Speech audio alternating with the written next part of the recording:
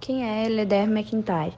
Nascido em 12 de janeiro de 1929, filho de médicos, é um filósofo conhecido por suas contribuições para a moral e pela filosofia política, mas também é conhecido por suas obras no campo da história, da filosofia e teologia. Atualmente, ele é pesquisador sênior do Centro de Estudos Contemporâneo Aristotélico em Ética e Política na Universidade Metropolitana de Londres e professor emérito da Universidade de Nossa Senhora. O percurso acadêmico. Educado na Universidade de Londres, foi mestre de artes na Universidade de Manchester e na Universidade de Oxford. Começou sua carreira docente em 1951 na Universidade de Manchester. Também trabalhou em outras universidades antes de se mudar para os Estados Unidos por volta de 1969.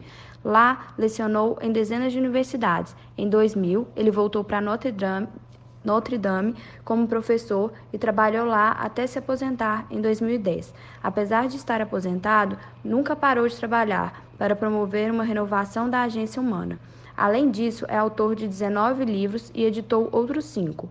Hoje em dia, é afiliado do Centro de Estudos Aristotélico Contemporâneos em Ética e Política. Olá pessoal, aqui é a Lilian e eu vou falar sobre as principais obras publicadas no domínio ético-moral do nosso autor. Seu livro mais importante é o Depois da Virtude. Ele foi considerado uma das obras mais influentes da filosofia moral do final do século XX. Este livro explica tanto a qualidade disfuncional do discurso moral dentro da sociedade moderna, como reabilitar o que o filósofo considera ser uma alternativa esquecida na racionalidade teleológica, da ética das virtudes aristotélica.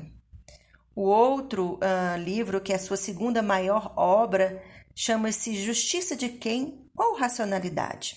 Neste livro, o autor procura retomar o problema de dar conta da racionalidade filosófica no contexto da noção de tradições que ainda tinha permanecido inacabado no seu primeiro livro, que é Depois da Virtude. Um outro livro interessante, que é o primeiro de uma série de livros, chama-se Uma Curta História da Ética. Nesse livro, o autor fala sobre a história e o desenvolvimento da ética.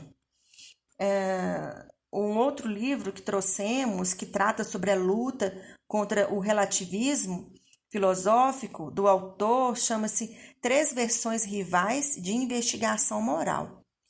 E, por último, nós apresentamos o livro chamado Ética no Conflito da Modernidade, onde o autor explora algumas reivindicações centrais filosóficas, políticas e morais da modernidade.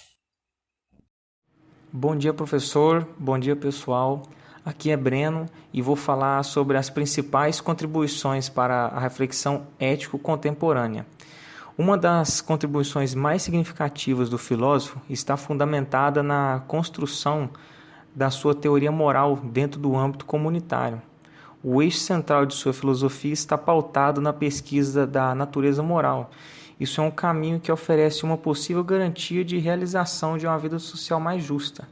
Para isso, sugere a prática, a narrativa e a tradução, como os meios necessários para a formação moral do indivíduo, rompendo radicalmente com a herança da tradição moderna, na medida em que questiona pressupostos exclusivamente racionais da sociedade.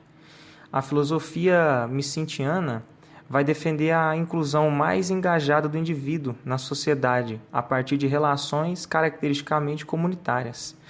Ademais, mesmo reconhecendo as limitações entre práticas e tradições, o pensamento comunitarista do autor pressupõe que não existe racionalidade prática fora das tradições. O aspecto inovador desse pensamento reside, sobretudo, nas organizações não estarem exclusivamente pautadas com base em uma razão moral universal que pudesse inibir determinadas ações. E com o efeito da lógica epistemológica do seu pensamento, abriu um espaço que diversas áreas do conhecimento pudessem ampliar as suas discussões, concordando ou criticando com algumas de suas possibilidades.